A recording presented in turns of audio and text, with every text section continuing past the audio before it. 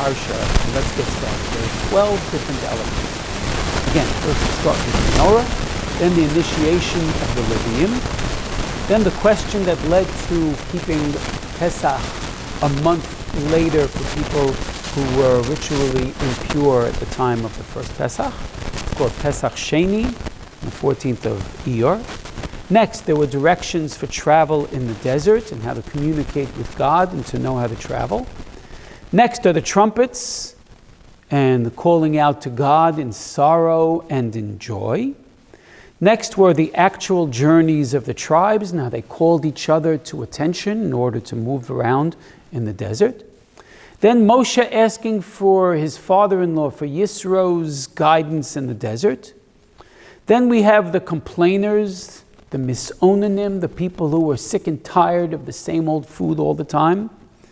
Then we had the gluttons, the people who wanted their meat, and they died with the meat stuck between their teeth as they just ate so much that they just expired from that, the gluttons.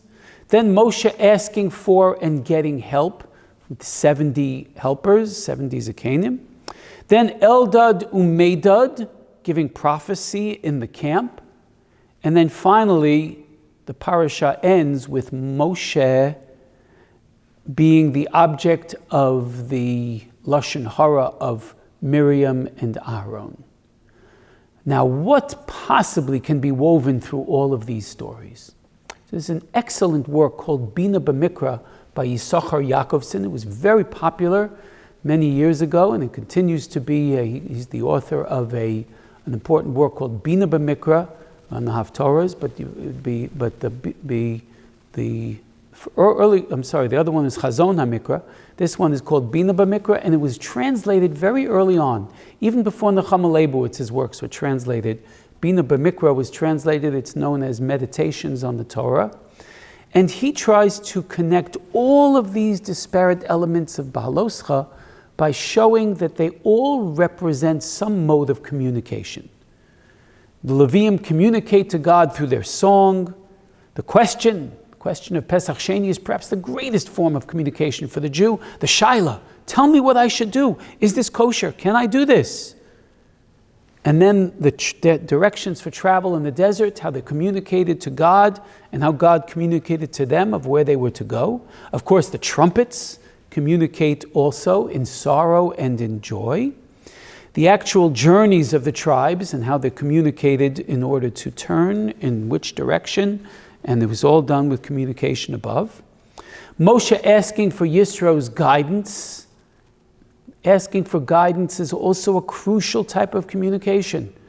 There's no shame in asking a person for guidance or in seeking advice or therapy. Then we have the complainers. What could be a worse type of communication than kvetching? The gluttons, same thing. And Moshe asking for and getting help from God. I just said that before. Moshe understood that even as great as he was, he's not beyond asking for help.